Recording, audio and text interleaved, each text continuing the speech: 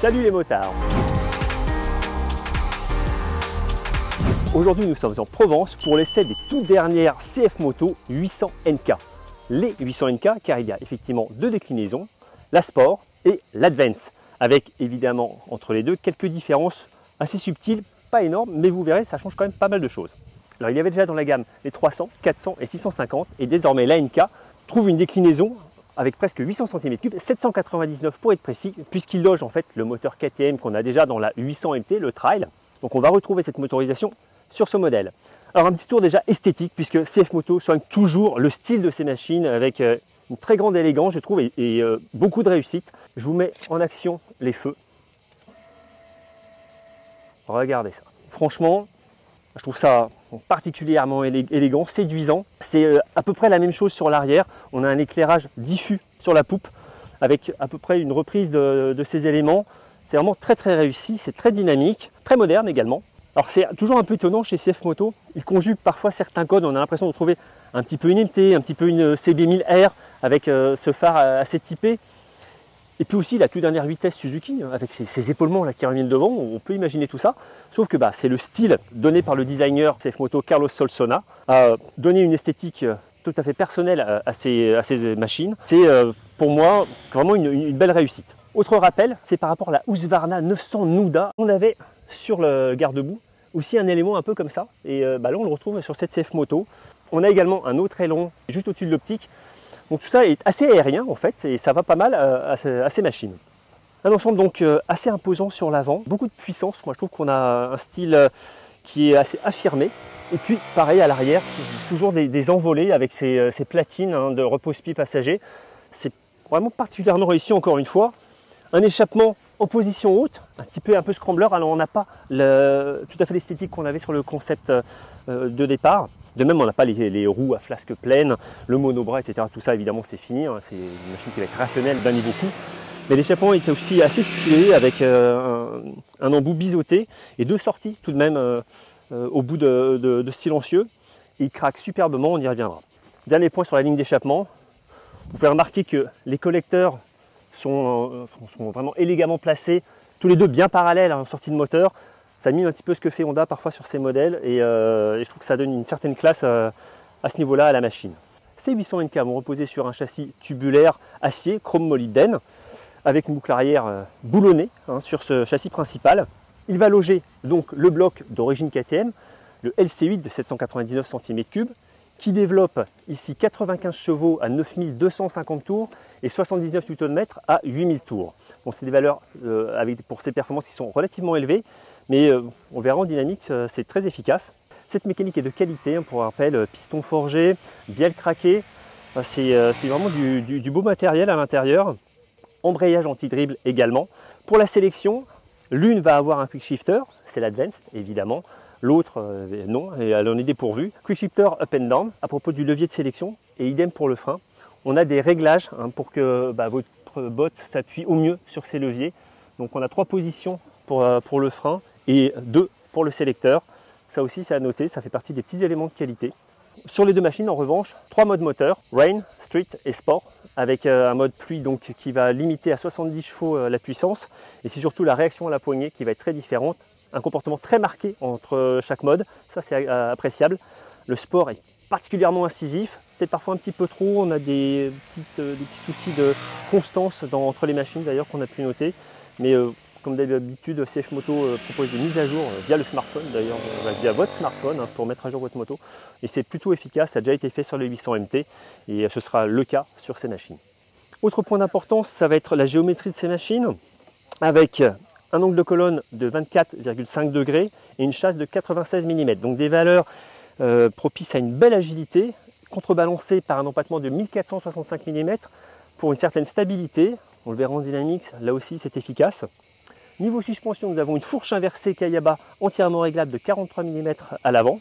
À l'arrière, un élément là aussi réglable en précharge et en compression détente seulement. À l'arrière, Kayaba également. Les deux éléments coulissent sur 130 mm. C'est des valeurs plutôt correctes, ça donne une bonne progressivité à la suspension qui est toutefois un petit peu souple, il faudra pouvoir la régler. Sur ces modèles, nous avons également des jantes aluminium qui vont chausser des Maxxis Supermax ST, en 180 à l'arrière, un petit peu large selon moi, c'est dommage, et 120 à l'avant. Pour le freinage, alors pas d'IMU sur ces machines, on a évidemment un ABS standard avec des disques de 320 mm pincés par des étriers à montage radial Jijuan, comme souvent sur CF Moto, on a cette marque espagnole qui équipe ces roadsters, c'est du très bon matériel. Alors entre ces deux machines, les différences principales vont être l'écran, puisque le modèle Sport s'équipe d'un écran de 5 pouces, l'Advance va proposer une dalle très large de 8 pouces, c'est une vraie tablette, et surtout une partie navigation qui est assez agréable avec la taille de cet élément. Et la moitié de cette dalle est également tactile, ce qui facilite en fait l'usage d'une telle surface. En revanche, ce qu'on va déplorer, c'est que aucune des deux machines ne propose de port USB par défaut, c'est optionnel, ça se loge ici. Sur le côté de la moto, on a un petit connecteur qu'il faut... il y a un emplacement pour loger un connecteur USB, on aurait bien aimé que ce soit directement sur la tablette, là pour le coup sur l'Advance. Autre absence, ça va être le contrôle de traction sur ces deux machines, et là aussi avec la cavalerie qu'on a sur ces deux modèles, c'est regrettable à ce niveau. Le modèle Advance s'équipe d'une clé codée qui permet donc de démarrer sans nécessité de contacteur. En revanche, il le faut pour lever la trappe de réservoir. Donc, bon. Autre point surprenant, l'Advance va bénéficier d'un amortisseur de direction, ce que n'a pas le modèle Sport. Et c'est un élément de sécurité, donc on est un peu étonné de ne pas avoir cet élément sur le modèle standard. Donc en résumé, écran de différentes tailles, pas de quick shifter pour le modèle Sport, pas d'amortisseur de direction et pas de clé codée. Alors l'ergonomie de ces 800 NK est assez sportive, enfin dynamique en tout cas. Pas mal de recul pour les grands, 1m84 je vous rappelle pour moi. Vous voyez, j'ai pas du tout été gêné par l'espace sur la selle, c'est très bon pour moi. Un léger appui sur le guidon relativement large, avec une colonne de direction assez haute, typée un petit peu MT dans l'esprit de ce qu'on peut retrouver. J'aurais préféré quelque chose d'un petit peu plus bas, surtout qu'en plus la selle, elle a tendance à me laisser glisser vers l'avant. Alors tout le monde n'a pas eu ce ressenti, mais clairement moi ça m'a un petit peu dérangé. En option, on a une option selle haute qui doit changer pas mal de choses, puisque évidemment on va se retrouver un petit peu surélevé, on va avoir moins tendance à glisser. On aura également un appui toujours aussi bon sur le simple, mais comme on sera plus haut, ce sera plus agréable pour commander la moto. Voilà, je pense que c'est une option qui sera assez indispensable pour les gens de plus d'1m80 à mon avis. Et en plus elle n'est pas chère, 89 €, donc ça ne vaudra peut-être pas le coup de s'en passer.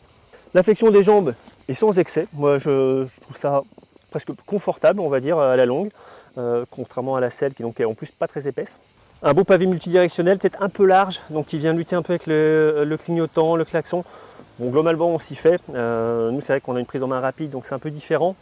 Les deux modèles ont un régulateur de vitesse également, facile à mettre en œuvre, mais hélas limité à 130 km/h. Bon, voilà pour la partie très théorique et électronique de ces engins. Évidemment, le plus important c'est d'aller rouler avec, donc c'est parti. Alors toute première prise en main de ce Roadster CF Moto 800 NK.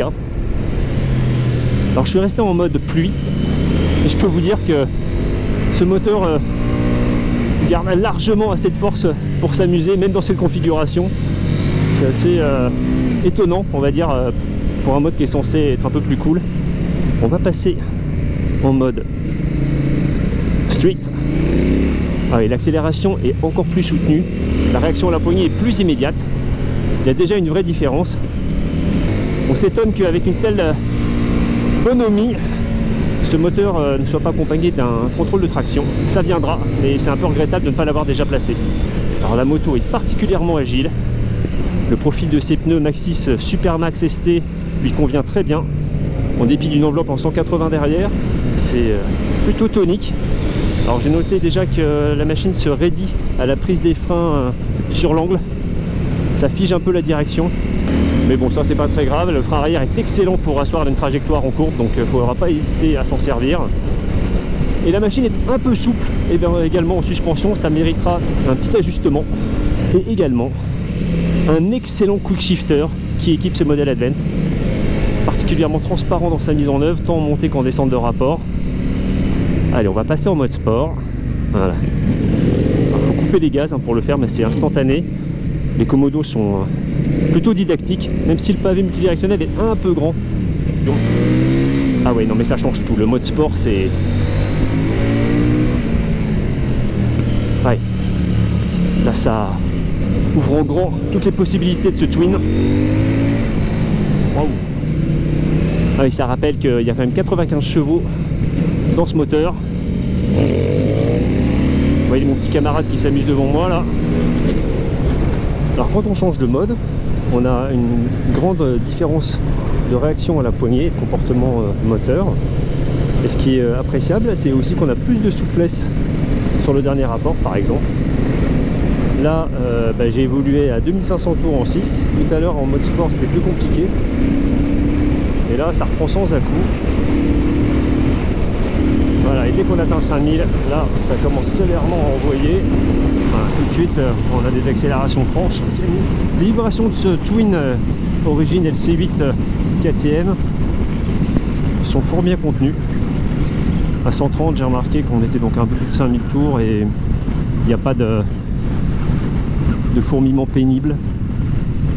On a un confort qui est plutôt appréciable. Il n'y a guère que la selle que j'aime pas beaucoup. Alors vous le voyez peut-être, mais j'ai changé de modèle. Je suis sur la 804 Sport avec un écran beaucoup plus petit de 5 pouces, ce qui est quand même correct, hein. Mais bon, la sélection est très facile et la boîte bien étagée. Là, on est en train de tester un peu la vivacité et la reprise du moteur. Vous voyez, ça manque de rien, avec un bon freinage mais toujours une fourche un peu souple. On a exactement la même configuration sur cette version Sport que sur la version Advance, hein, en termes de partie cycle. Alors certains de mes collègues trouvaient que le moteur n'était pas très souple sous 3000 tours. Moi, je suis vraiment pas d'accord. Là je suis en troisième à 2500 tours, ça se passe très bien. Mais je crois que j'avais mis la 4. Ouais, la 4 on est un peu aux limites, mais clairement ça va. Même à 2000 tours en 3, il n'y a pas de souci. Un moteur qui est quand même plutôt conciliant. Alors moi je trouve qu'on a une colonne de direction relativement haute, avec un guidon également assez haut placé. On pourrait voir comparé à une Suzuki Vitesse notamment. Alors ce que j'aime beaucoup c'est les bruits d'échappement sur cette machine. On a une vie mécanique très perceptible, ça c'est très agréable, tant en grondement de boîte à air que à l'échappement, là où ça n'arrête pas de craquer. Et une moto vraiment agréable en ville, qui se manie très facilement. On a un rayon de braquage plutôt correct, dans la norme on va dire. Ça pourrait être mieux, ça pourrait aussi être pire. La moto s'emmène vraiment aisément, c'est intuitif à basse vitesse. Voilà, là pour le moment je trouve pas ça hyper confortable. C'est vraiment le reproche majeur que je peux faire à la moto. Alors cette mécanique a plusieurs visages. Sous 4000 tours ça reste gentil. Là je suis en mode straight donc. Au-delà de 5000 ça commence à pousser, à s'énerver un peu. Et alors après 7 et surtout 8000 tours, ça change complètement de registre. On a un Twin qui se fait très sportif, hyper démonstratif, notamment en mode sport où la réaction à la poignée des gaz est encore plus sensible et plus vindicative. Ouais, ça freine pas mal, mais on sent vraiment que la fourche est trop souple. Quand on prend les freins un peu fort et un peu en urgence, ouais, on peut enrouler donc sinueux en 4 aux alentours de 80 km/h sans problème. Voilà, par contre là on est sous 4000 tours, donc pour clairement redescendre un voire deux rapports si on veut vraiment s'énerver. Avec un couple maxi à 8000 tours, c'est quand même assez haut perché, mais on a un couple largement disponible bien avant ses valeurs maximales et une puissance à 9000 de 95 chevaux, donc ce qui dynamise très largement ce roadster. On a des motos qui sont assez inégales en termes d'injection, donc c'est pour ça qu'on teste pas mal. Et entre les versions Advance et les versions Sport, on n'a pas les mêmes ressentis non plus. La standard, donc la Sport, nous semble un petit peu plus douce, quel que soit le mode, et surtout le mode Sport. Première des qualités pour moi, ça va être le moteur, parce que il est particulièrement expressif, rageur, mais aussi assez docile finalement suivant les modes. Moi j'ai trouvé une certaine souplesse sur ce Twin qui pourtant est très capable. J'ai trouvé que la rugosité qu'on lui reproche parfois elle est moins d'actualité. Je sais pas, j'ai été assez séduit en fait finalement par l'ensemble mécanique. Autre point évidemment, c'est l'esthétique que je trouve particulièrement réussie. La suspension également m'a paru assez confortable, même si j'aurais aimé aller plus loin en réglant les éléments de suspension. Malgré tout, je trouve que l'avant s'enfonce un peu à la prise des freins et donc l'arrière se laisse délester et ça influe sur le comportement du frein arrière. C'est pas dramatique, je pense qu'il y a largement moyen de régler ça. Bon toucher de frein à l'arrière également, donc très puissant, mais parfaitement modulable. En revanche, à la prise des leviers en courbe, on note que la direction se raidit un petit peu. Bon, ça arrive sur pas mal de motos, mais voilà, c'était assez sensible. Le quick shifter est remarquable sur la 800 NK Advance. La sélection est aussi très bonne sur le modèle standard, mais classique à l'embrayage. Autre élément plaisant, c'est la sonorité de ce modèle, tant au niveau de la boîte à air que celle de l'échappement. En plus, ça craque quand on passe les rapports, il y a toujours une petite pétarade. Il y a un petit côté sportif, un petit peu canaille aussi sur ces modèles. Voilà, ça c'est un bon point pour le côté sportif qui est vraiment revendiqué par ces 800 NK. On a une bonne garde au sol, avant de frotter, il faut quand même y aller. D'un point de vue tarifaire, c'est extrêmement bien placé. 7 490 € pour la standard, 8 690 € pour l'Advanced. Donc un ensemble performance agilité qui est plutôt pas mal et c'est notamment aussi dû au poids de 186 kg. Il n'y a pas grand chose à leur reprocher à part les quelques points qu'on a soulevés, pas de contrôle de traction notamment, pas d'USB. Voilà, mais surtout une garantie quand même de 5 ans sur ces deux modèles. Ça aussi, ça fait la différence. Évidemment, on ne manquera pas de lui opposer la toute dernière Honda 750 Hornet, qui était jusque-là le roadster le plus puissant du segment. Et évidemment, la 800 NK est devant, avec une puissance de 95 chevaux. Un couple quasiment égal et très présent. Ça va être difficile à la Honda de lutter complètement, à mon avis, avec cette NK. Autre opposante, ce sera la Suzuki GSX-8S qu'on a testé là aussi très récemment. Une Suzuki qui est là aussi très convaincante, avec un moteur peut-être en retrait, mais un comportement dynamique très sain et une mécanique finalement assez disponible, même si elle manque un petit peu de peps. Voilà, en plus ce sont des motos très proches en tarif. Je vous conseille vraiment de faire les essais de ces différentes motos, Honda, Suzuki et CF Moto. Vous pourriez être surpris par ces modèles chinois. Vous connaissez bien la marque maintenant, vous connaissez la qualité de ces motos. Donc ces motos 800 NK sont deux modèles à mon avis d'importance qui risquent fort d'imposer leur présence au ténor du segment, à savoir donc la nouvelle Honda et la nouvelle Suzuki. Je vous conseille instamment d'aller en faire l'essai puisque ça s'avère assez convaincant. À la fois en qualité, en performance et en esthétique. Voilà ce qu'on pouvait vous dire à la suite de cette première prise en main de ces CF Moto 800 NK. On vous en dit évidemment bien davantage dans l'essai en ligne sur le repère des motards.com.